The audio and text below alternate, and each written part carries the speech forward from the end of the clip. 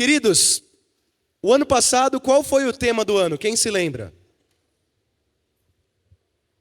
Ninguém se lembra do tema do ano passado? É que eu estou com o ouvido ainda um pouco entupido. Eu espero que eu... Maturidade? Então tá bom, Efésios, né? Falamos bastante sobre maturidade. Eu de todo o meu coração espero que você, olhando para agora, 16 de fevereiro, ao olhar para trás, possa detectar oportunidades em que você amadureceu. Vamos fazer um teste aqui. Quem sente que amadureceu ao longo do ano passado, levanta a mão, por gentileza.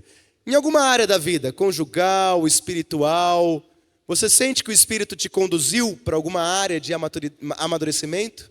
Amém. Amém. Glórias a Deus. Deus nos chamou para amadurecer. Falamos sobre isso nas pregações, nas células, nos encontros. E aí, desde o começo do semestre passado, agosto, portanto, do ano passado, começamos a ponderar sobre o tema para esse ano. Se Deus nos conduziu para a maturidade, se nós tivermos a oportunidade de amadurecer, para onde o Espírito de Deus quer nos conduzir em 2025? Quais são as áreas? Qual é o novo de Deus? Qual é o mover do Espírito? E gradativamente, à luz das experiências que tivemos no ano passado, a palavra oração começou a falar forte ao nosso coração.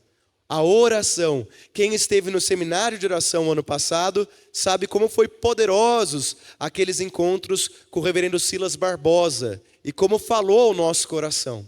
E diante de tudo que vivemos, coube a nós nos render a esse chamado do Espírito para começarmos uma nova jornada à luz do livro do profeta Jeremias, capítulo 29, verso 12, que diz assim, vamos ler juntos? Então vocês me invocarão e... é o anterior. Eu acho que é o ESC. Se quiser dar o ESC, é aquele... Isso. Vamos do começo de novo? Tudo bem. Então vocês me invocarão, se aproximarão de mim em oração e eu os ouvirei. Ao longo desse ano, nós vamos meditar bastante sobre a oração. Oração e alegria, oração na família, oração nos negócios, oração e saúde mental, oração no mundo moderno. Nós da equipe pastoral estamos pensando em séries, temas que nós vamos trabalhar ao longo de domingos, voltados à dinâmica das famílias, sempre com uma ênfase na característica da oração. Hoje, nós começamos uma série que se chama Oração e Alegria. Nós queremos trabalhar e pensar como que uma pessoa que leva a sério a vida de oração, ela encontra alegria que o mundo não pode dar. Uma alegria que vem de Deus. Todo ser humano, ele necessita, de experiências de alegria. A alegria é uma experiência que vem do céu, é um dom de Deus. Só que essa alegria, ela às vezes tem uma contraposição, que é a alegria que o mundo oferece, ou a alegria que não nasce do coração de Deus, que é uma alegria que eu poderia chamar de uma alegria carnal, que são prazeres que a carne oferece, mas que elas não sempre estão de acordo com a vontade de Deus. O problema da alegria temporária que o mundo oferece são as tragédias que vêm na sequência. Porque elas são alegrias não enraizadas, são alegrias passageiras, são alegrias que podem causar muitos e muitos desconfortos. Semana passada eu li um texto sobre uma colunista, num artigo famoso de uma rede nossa, jornalística do nosso país, em que conta-se a história de uma mulher que ela se apaixonou por um casal. Essa mulher ia numa academia e ela via um homem e uma mulher, casados. Ela não se apaixonou pela mulher, ela não se apaixonou pelo homem, ela se apaixonou pelo casal. Ela achava incrível a forma como aquele casal se relacionava e ela queria fazer parte daquilo. Gradativamente ela foi conhecendo a mulher na academia, tomando um café com ela, conhecendo o homem. Pouco a pouco foi externando o desejo dela de ter um relacionamento com os três, dentro da dinâmica de poliamor. E eles começaram a se relacionar, ela com o casal. E o autor da coluna, ele diz assim, ele conclui a reflexão dizendo: esse tipo de amor é maravilhoso, e preste atenção, para se envolver nele tem que ser muito maduro, muito sábio e ter superado muitas situações da vida. Quando eu li aquilo, pastor Carlos, eu pensei, o que ela está querendo dizer na entrelinhas?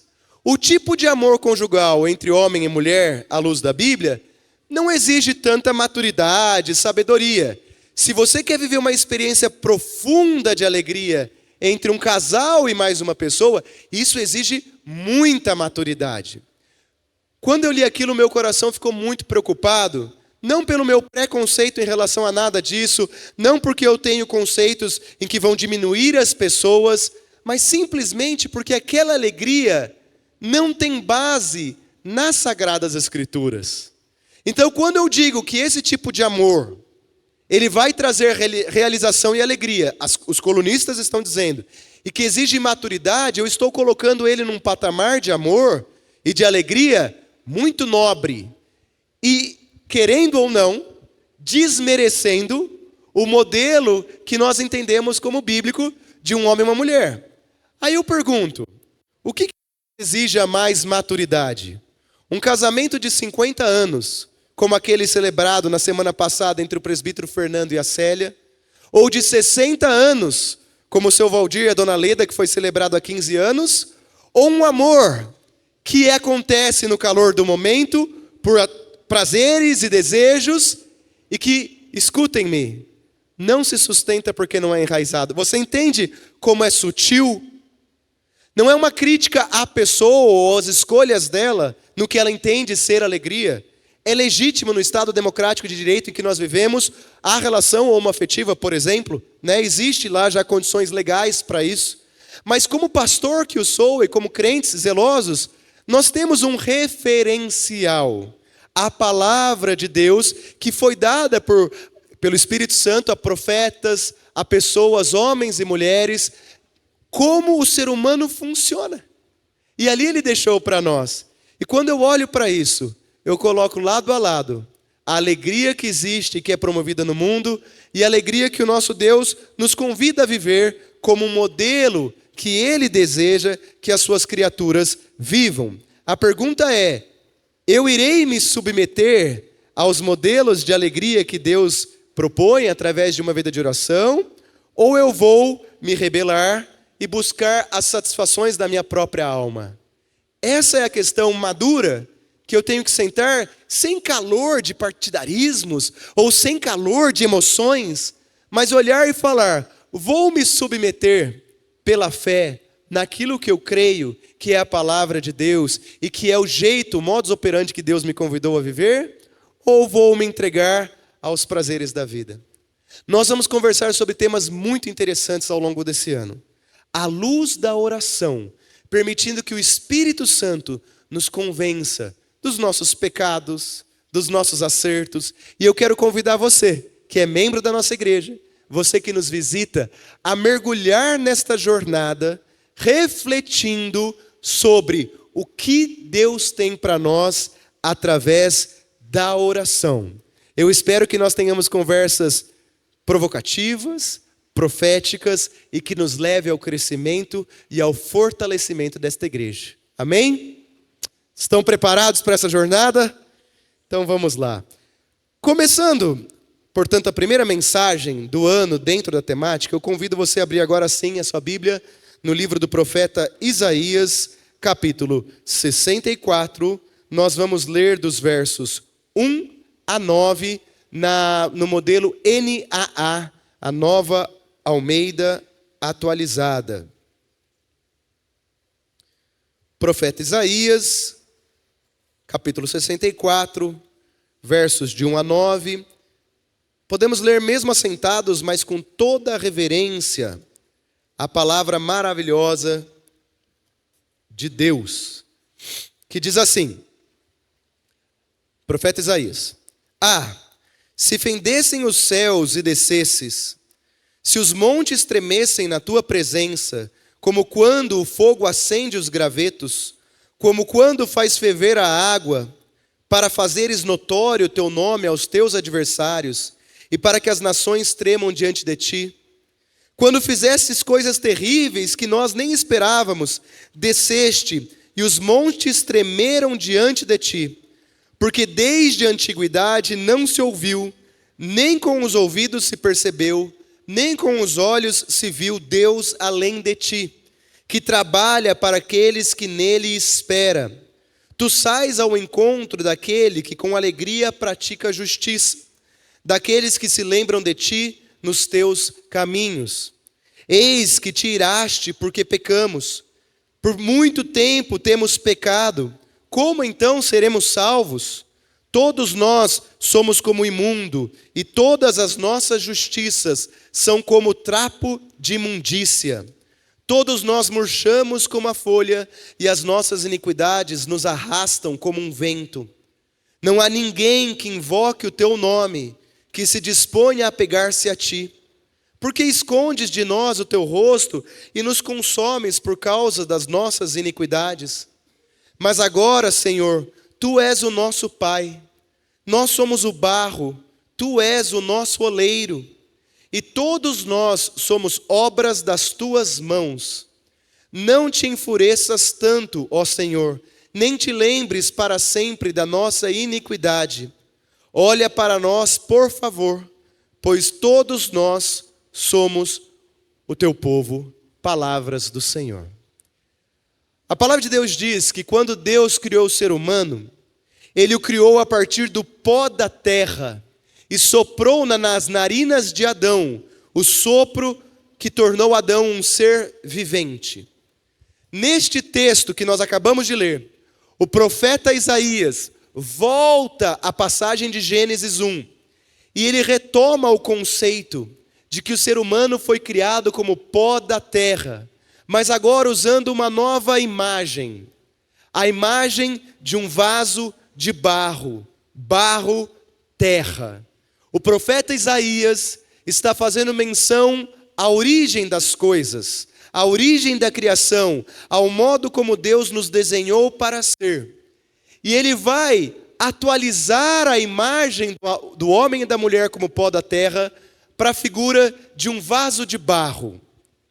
Enquanto em Gênesis, Deus pega um punhado de pó, cria, como um oleiro cria Adão, e sopra nas narinas o fôlego da vida, e ele se torna um ser vivente, Isaías vai pegar a imagem do oleiro.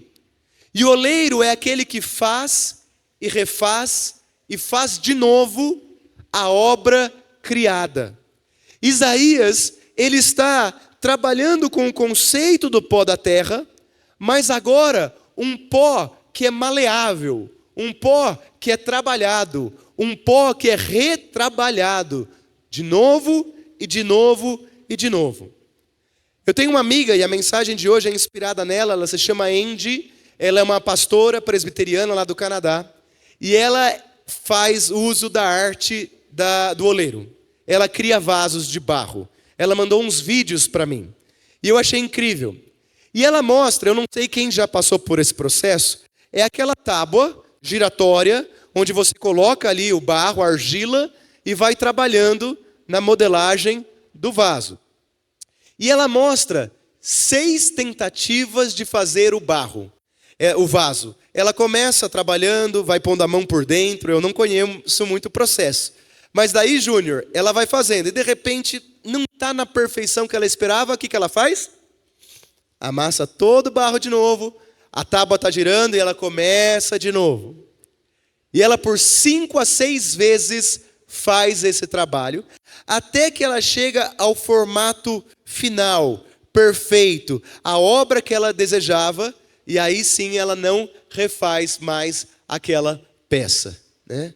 E aí ela mostra a peça no final, uma peça linda, um vaso de barro queimado a 1200 graus Celsius, que daí se torna uma porcelana, né? Um porcelanato.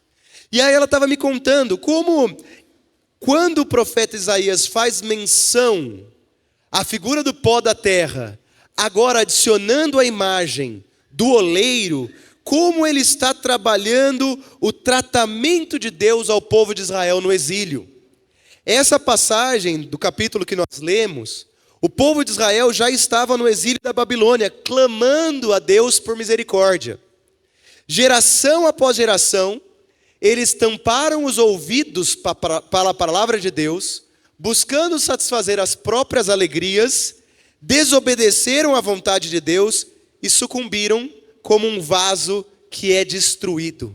Sucumbiram, caíram para o exílio. A vida daquele povo, do povo de Deus, simplesmente colapsou.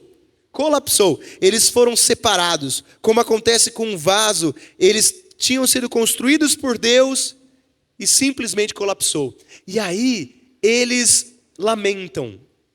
Aonde está o Senhor, Deus, nesse tempo de exílio? O Senhor se esqueceu de nós? O Senhor nos abandonou à própria sorte? É dito na tradição rabínica que naquele contexto de Isaías 61, eles oravam esse texto de Isaías que nós lemos. Esse mesmíssimo texto que foi lido, que consta aqui embaixo, estou com folhas ecológicas agora, né? Isaías 64, de 1 a 9. A tradição rabínica vai dizer que lá na Babilônia, quando eles iam orar a Deus no colapso, eles liam Isaías 64, de 1 a 9, que remete à figura do vaso e do oleiro, como que dizendo: ah, Deus, olhe para nós, restaure a nossa sorte, restaure a nossa vida. E lamento é diferente de reclamação. Durval, reclamação é quando eu coloco o meu peito diante do problema.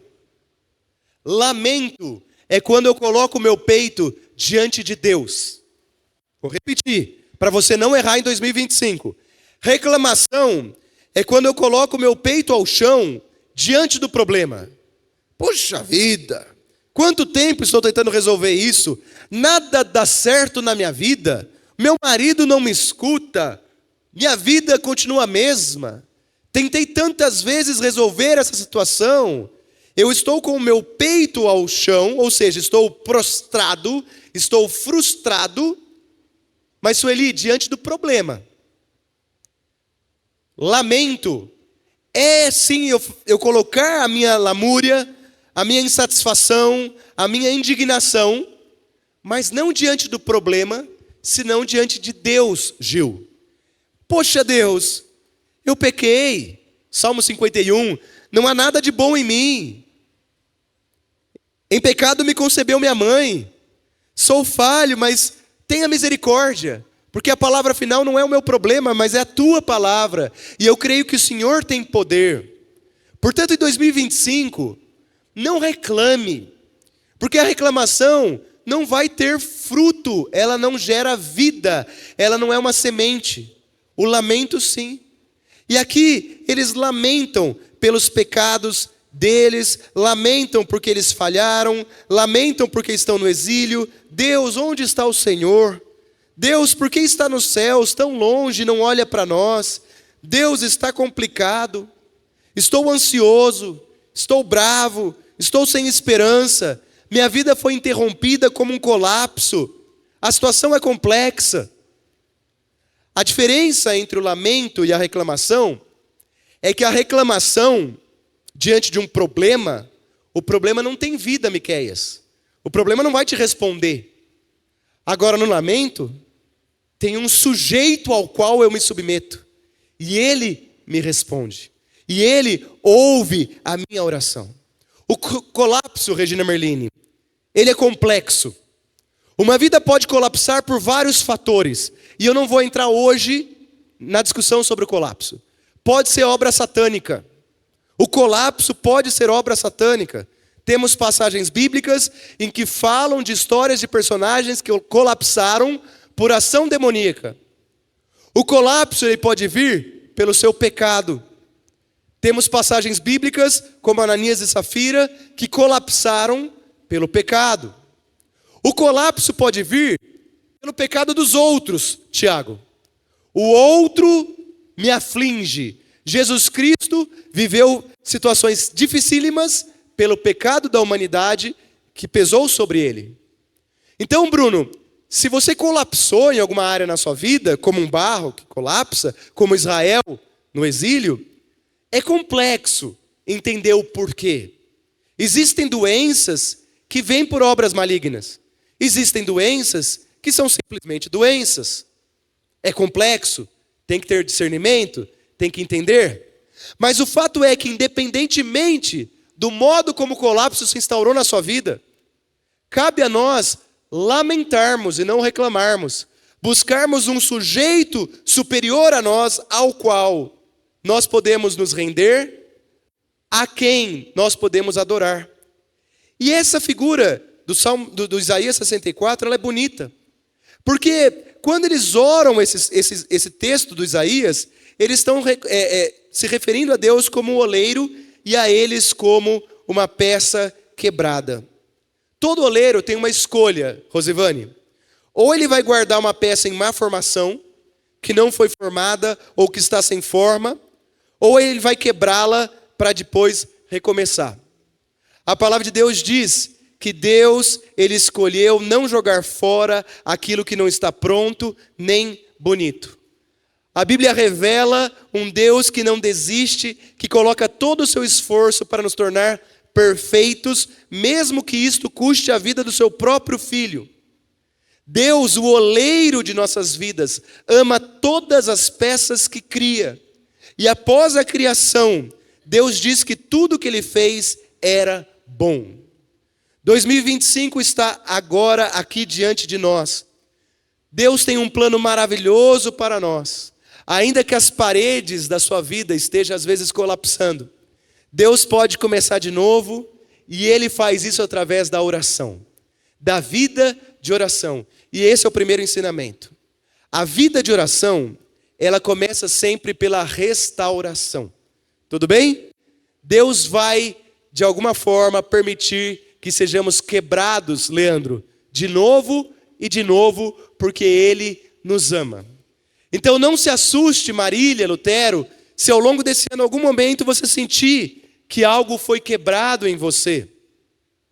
Dê glórias a Deus, lamente ao autor da vida, e Ele vai reorganizar as peças, como o oleiro faz com a obra.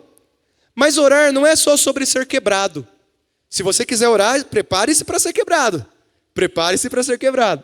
Mas orar também é sobre ser restaurado. É sobre ser quebrado e restaurado. E agora nós vamos para a segunda e última parte. A construção de um vaso, ela é elevada quando está pronta a 1200 graus Celsius. E essa argila se torna tão rígida, o pó se torna tão rígido, que daí ele se torna uma xícara que você usa para tomar um café. Às vezes, a gente quebra uma xícara, não quebra? Só esse ano, quantos copos, 3 crianças em casa, eu já não quebrei lá em casa. E aí, bom, tudo bem que os adultos também quebram, né? Não vou jogar toda a culpa nas crianças, né? Às vezes eu também quebrei uma xícara ou outra. Naquele momento, não tem o que fazer. Você tem que pegar a sua pazinha, pegar a vassoura, não é assim? Varrer e jogar fora. Porque o caco agora não tem mais como ser restaurado. Ele é lixo. Ele pode se tornar pontiagudo, pode machucar alguém. Porém, no século XV, um artista plástico japonês chamado Katsushika Hokusai começou a juntar cacos e criar uma nova forma de arte, a qual ele chamou de kintsugi. Ele pega um vaso com peças quebradas, ele cola elas. E agora eu tenho algumas imagens que a Carol vai mostrar pra gente. Ele pega um vaso que já estava pronto, uma xícara, e ele quebra. Se der para apagar as luzes, Alisson, temporariamente, são peças quebradas.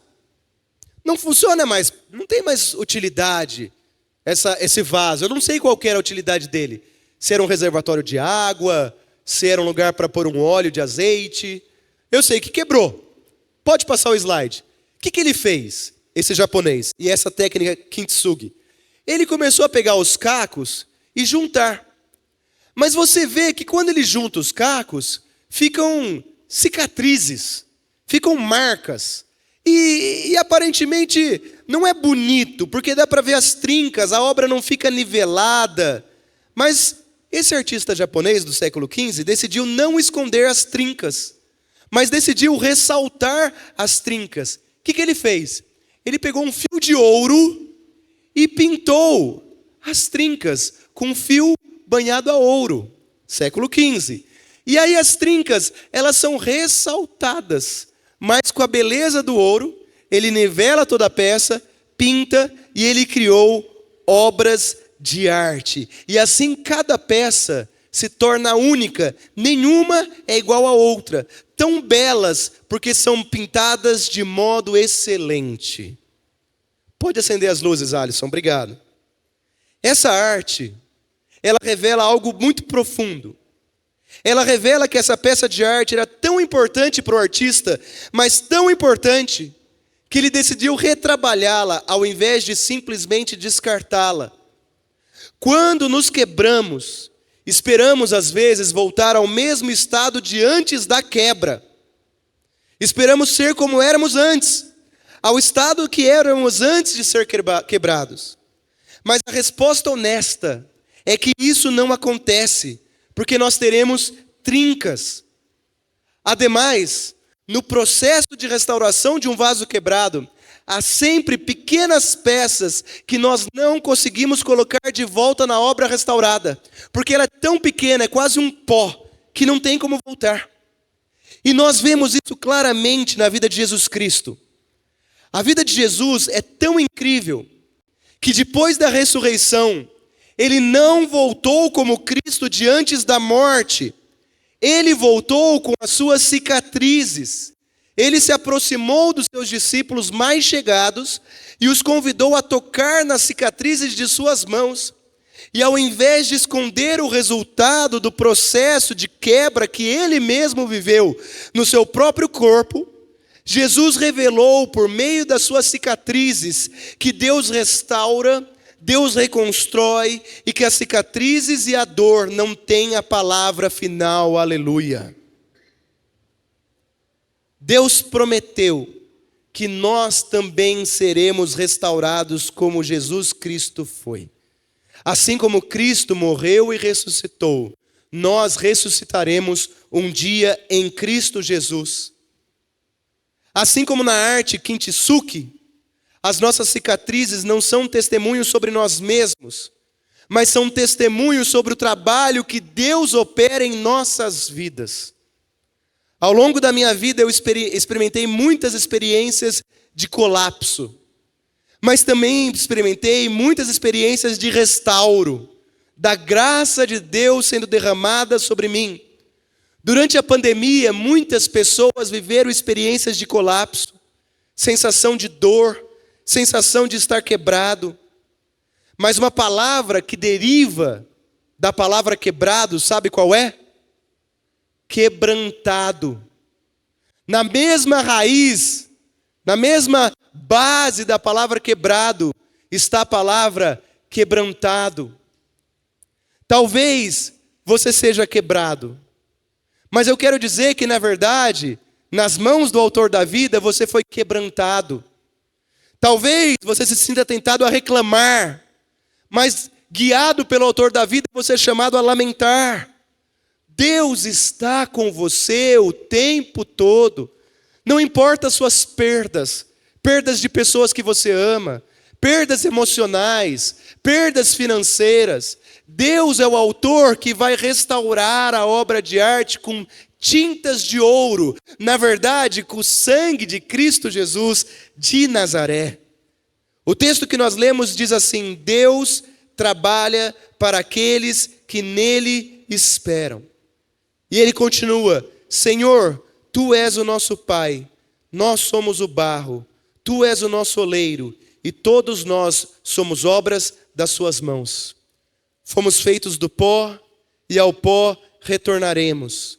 Não há destruição ou desmoronamento na sua vida que não esteja ao alcance da cura, do olhar e da santidade de Deus. Por isso, busque ao Senhor. Eu quero orar por você, depois nós vamos cantar, antes do momento da celebração da largada. Feche teus olhos. Pai de amor, obrigado pela palavra meditada nesta manhã, à luz do profeta Isaías, capítulo 64, versos de 1 a 9. Senhor, certamente há entre nós pessoas que se sentem quebradas ou que têm motivos para reclamar. Certamente há entre nós pessoas que têm buscado alegria nas suas próprias coisas, às vezes alegrias carnais. Mas nós cremos que o Senhor tem um projeto para as nossas vidas, que a Tua palavra é o fundamento das nossas vidas, como diz o Salmo 119. A Tua palavra é luz para os nossos passos, ela clareia a nossa vida. E nesta manhã nós queremos Te agradecer pela palavra que foi ministrada. Obrigado, ó Pai, porque não há quebra de vaso que o Senhor oleiro não possa reparar. Obrigado, ó Pai, porque o Senhor pode fazer de peças quebradas uma obra linda e única, e porque o Senhor não nos descarta. Neste ano, ó Pai, tome para bem perto de si cada um dos irmãos e irmãs aqui presentes, aqueles que nos acompanham pela internet. Tome para bem perto de si os nossos visitantes, as nossas células, e faça em nós obras de arte. Faça de cada um de nós obras de artes únicas, por meio da oração, da entrega, e que assim como o sal e a luz são postos para abençoar a vida, que sejamos obras de arte para iluminar a grandeza da Tua glória. Nós Te louvamos e pedimos a Tua bênção, em nome de Jesus. Amém.